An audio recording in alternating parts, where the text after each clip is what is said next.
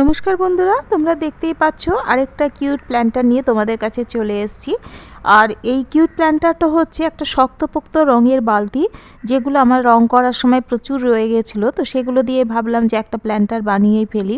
তো সেই জন্য দেখো প্রথমে স্কেচ করে নিয়েছি পেন্সিল দিয়ে ছোটা ভীম, তারপরে সেটা আমি কালার করছি।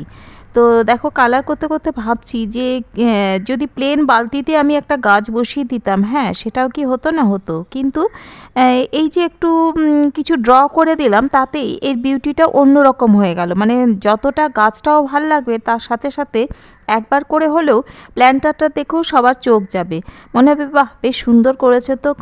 তো এই এই ভাবনা থেকেই কিন্তু আমার প্ল্যান্টারগুলো করা, আর কিচ্ছু না।